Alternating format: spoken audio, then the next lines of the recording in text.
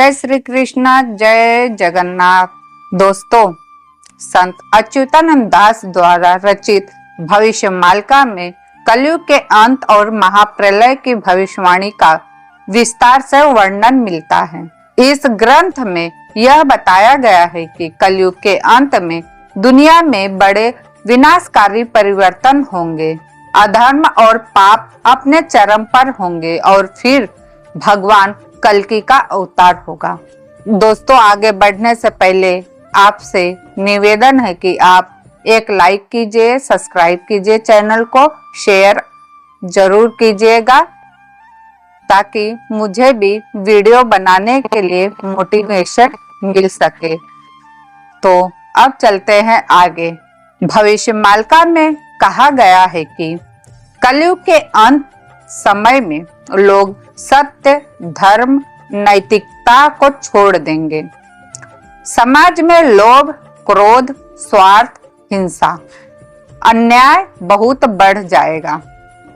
राजा अन्यायी होंगे, साधु संतों का सम्मान नहीं रहेगा और समाज में चारों ओर भ्रष्टाचार फैलेगा। यह सब महाप्रलय की पूर्व संध्या के संकेत होंगे। अब विचार आपको करना है, क्या ऐसा हमारे आसपास देश में हो रहा है? ये फैसला आपको लेना है। इस ग्रंथ में यह भविष्यवाणी की गई है कि जब कलयुग अपने अंतिम चरम पर पहुंचेगा तब भयानक प्राकृतिक आपदाएं आएंगी। इसमें भूकंप, सुनामी, ज्वालामुखी, विस्फोट, अकाल और भीषण बाढ़ जैसी घटनाएं बढ़ जाएंगी। यह घटना धीरे धीरे पृथ्वी के विनाश की ओर ले जाएंगी। तो आप आसपास समझने की कोशिश कीजिएगा कि आज वर्तमान समय में कहां-कहां यह प्राकृतिक आपदाएं आ रही है। आपको स्वयं ही पता चलेगा कि कलयुग कौन से अंत की ओर बढ़ रहा है। भविष्यमालिका में लिखा गया है कि महाप्रलय से पहले विश्व भर में भयंकर युद्ध होंगे। विभिन्न देशों के बीच बड़े संघर्ष होंगे जिससे भारी जनहानि होगी। इस युद्ध में परमाणु हथियारों और खतरनाक तकनीकों का इस्तेमाल होगा जिससे संपूर्ण मानवता संकट में पड़ जाएंगी। जैसे जैसे कलयुग समाप्ति की ओर बढ़ेगा तब भगवान विष्णु के 10वें अवतार भगवान कल्कि का प्राकट्य होगा। भविष्यमालिका के अनुसार वह एक घोड़े पर सवार होंगे और उनके हाथ में एक चमकती हुई तलवार होगी। वह अधर्मियों और पापियों का संहार करके पृथ्वी को शुद्ध करेंगे। भविष्यमालिका के अनुसार महाप्रलय के समय सूर्य और चंद्रमा का व्यवहार असामान्य हो जाएगा। सूर्य की किरणें बहुत तेज होंगी, आग जैसी जलने वाली होंगी जिससे पृथ्वी का तापमान असहनीय हो जाएगा। चंद्रमा का प्रकाश मंद पड़ जाएगा और आकाश में भयावह संकेत दिखाई देंगे। क्या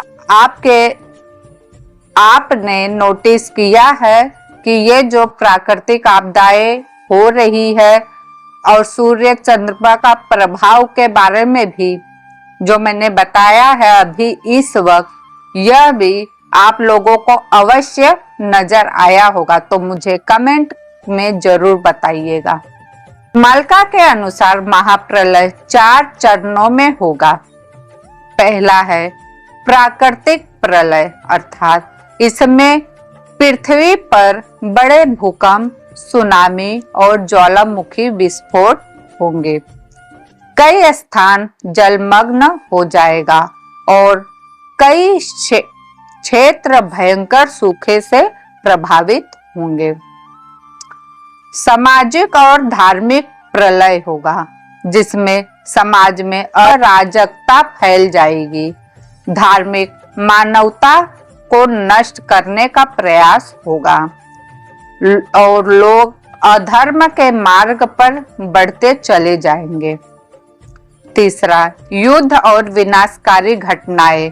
इस समय विश्व में महायुद्ध होगा जिसमें करोड़ों लोग मारे जाएंगे। इस युद्ध में परमाणु हथियार, जैविक हथियारों का भी इस्तेमाल होगा। चौथा, महाप्रलय। जब पृथ्वी पूरी तरह से विनाश की ओर बढ़ जाएगी तब भगवान कल्कि अवतार लेंगे और पापियों का संहार करेंगे। इसके बाद जल और अग्नि से पूरी पृथ्वी नष्ट हो जाएंगी और एक नए युग की शुरुआत होगी। महाप्रलय के बाद क्या होगा? महाप्रलय के बाद एक नए युग की शुरुआत होगी जिसे सतयुग कहा जाएगा। भविष्य मालिका में कहा गया है कि महाप्रलय के बाद पृथ्वी पर एक बार फिर से धर्म की स्थापना होगी और सत्य, अहिंसा, प्रेम और भक्ति का पुनः आगमन भी होगा। भविष्य मालिका में जो भी भविष्यवाणियां लिखी गई है वे आधुनिक घटनाओं से मेल खाती है, जैसे कि जलवायु परिवर्तन, युद्ध की संभावना, प्राकृतिक आपदाओं की बढ़ती संख्या और समाज में बढ़ता अधर्म। यह ग्रंथ हमें चेतावनी देती है कि अगर हम समय रहते अपने कर्मों को नहीं सुधारेंगे तो महाप्रलय अवश्य संभावी है। तो हम सभी को अपने आप को पहले सुधारने की आवश्यकता है। जब तक हम अपने आप को नहीं सुधार लेते हम समाज को कभी बदल नहीं सकते। इतना आप अपने अंदर गांठ बांधकर रख लीजिए, क्योंकि शुरुआत अपने से ही होती है।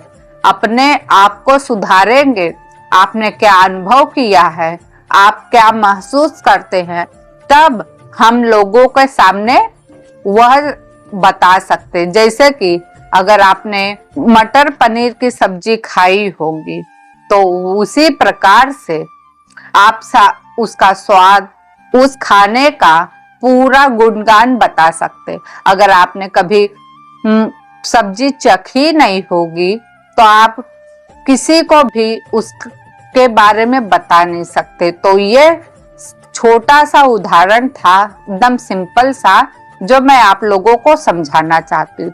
संत जी हम लोगों को बस एक ही बात बताना चाहते हैं कि अगर अपने अंदर ईश्वर की भक्ति को जागरण कर लेते हैं, जब हम भक्ति का रस चखेंगे हमें कैसा फील होता है तब तो हम सामने वाले को बता सकते हैं, वरना हम कभी सामने वाले को बता नहीं सकते हैं। तो दोस्तों, अगर आपको यह जानकारी अच्छी लगी हो तो अपने दोस्तों के साथ शेयर करें और कमेंट में जय श्री कृष्ण और जय जगन्नाथ अवश्य लिखें। फिर मिलूंगी नई वीडियो में। धन्यवाद।